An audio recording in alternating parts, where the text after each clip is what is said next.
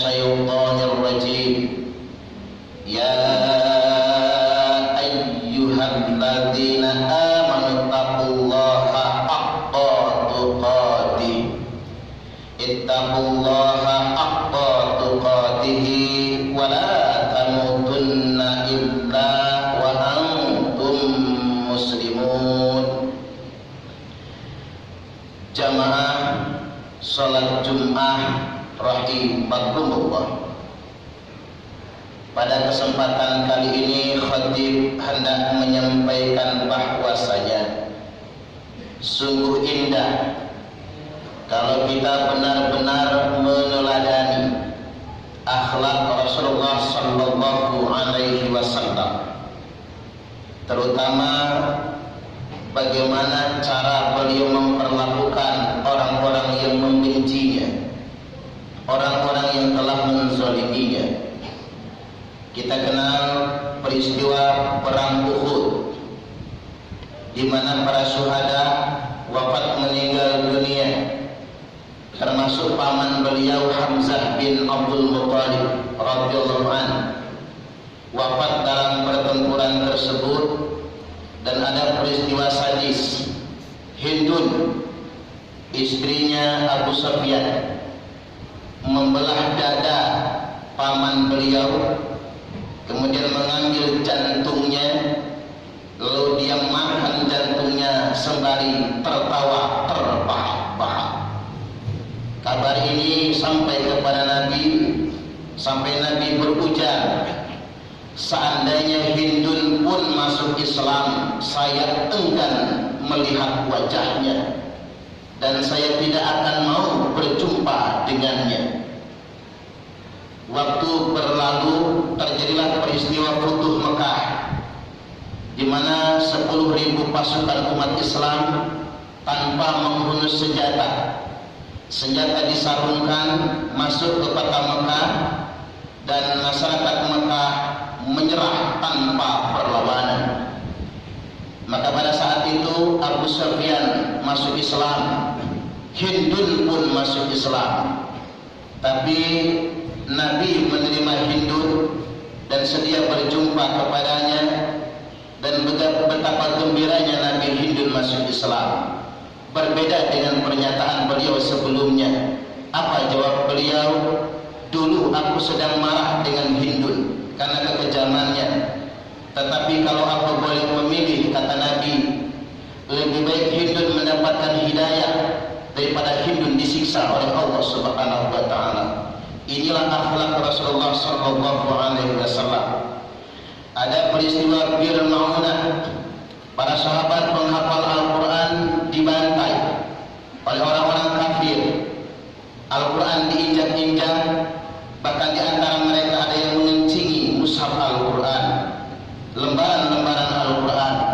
Semua sahabat penghafal Al-Quran dibunuh di sana. Nabi sangat marah, sampai-sampai Nabi melaknat mereka selama 30 hari. Allahumma al'an Ri'alin, Allahumma al'an Taqwan, Allahumma al'an Musayyad. Ya Allah, laknatlah, azablah suku Ri'alin, Taqwan, Musayyad, kampung-kampung yang telah menistakan Al-Quran itu, dan mereka telah menghinakan para penghafal Al-Quran. Maka setelah 1 bulan turun firman Allah, surah Ali Imran ayat yang ke-128. A'udzu billahi minasyaitonir rajim.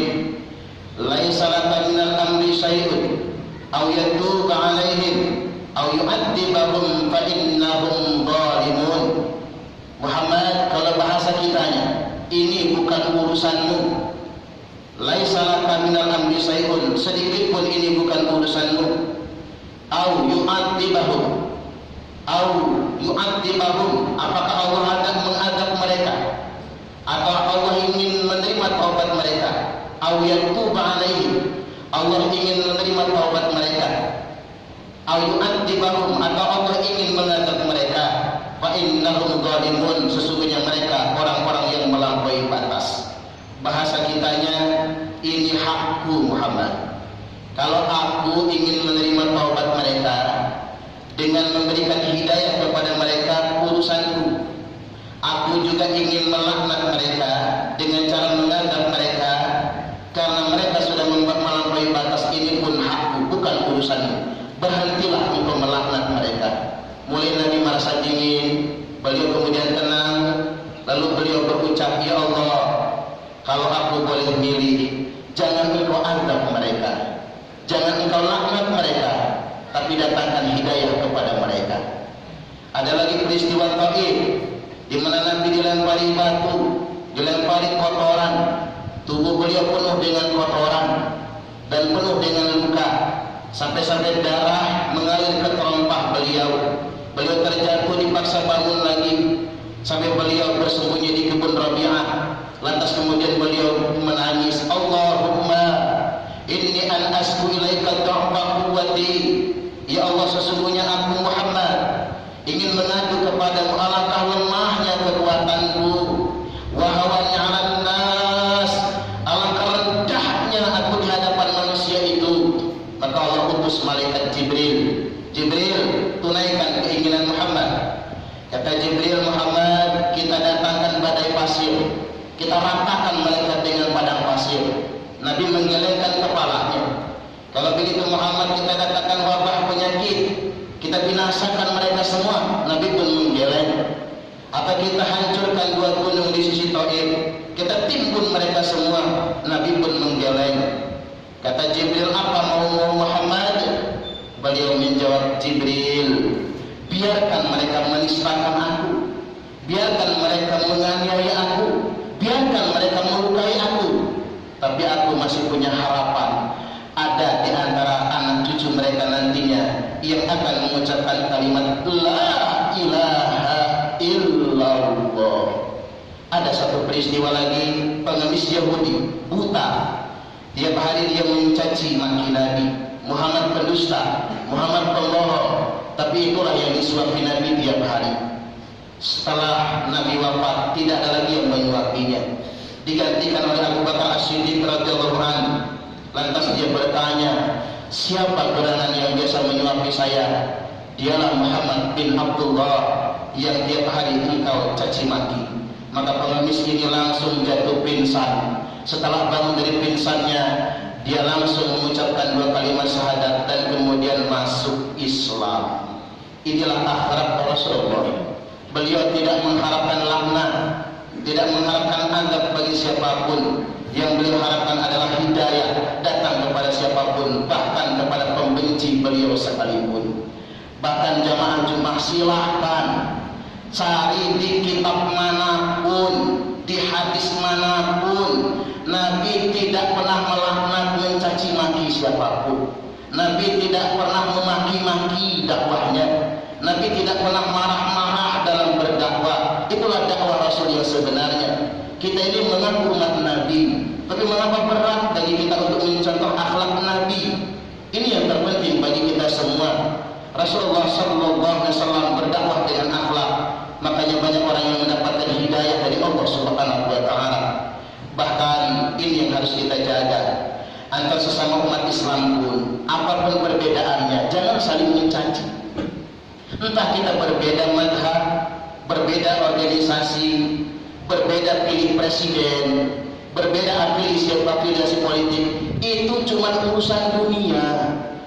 Alangkah bodohnya kita sebagai manusia yang berpecah belah hanya gara-gara urusan politik, berpecah belah hanya gara-gara urusan dunia. Kita umat Islam punya bingkai yang utama. Rasulullah SAW bersabda, Al-kufu amman qala la ilaha illallah. Kendalikan diri kalian terhadap orang yang masih mengucapkan kalimat la ilaha illallah. Apapun perbedaannya, apapun madhabnya, apapun partainya, apapun kelompoknya, apapun suku bangsanya, selama dia masih mengucapkan kalimat la ilaha illallah, dialah saudara kita semua. Kesimpulannya satu, mari kita jaga akhlak. Karena orang non-muslim tidak pernah membaca Al-Quran, mereka juga tidak membaca hadis, tapi mereka melihat akhlaknya orang muslim, kelakuan kita semua. Dan yang kedua, biarlah berbeda pendapat, karena mustahil kita memaksa orang untuk sama, tapi jangan sekali-kali saling mencaci antar sesama kaum muslimin, apalagi saling mengkafirkan. Barakallahu li wa lakum fil Qur'anil azim wa nafa'ani wa iyyakum bima fihi wa dzikril hakim wa taqabbala minni wa minkum tilawatahu innahu huwas sami'ul alim.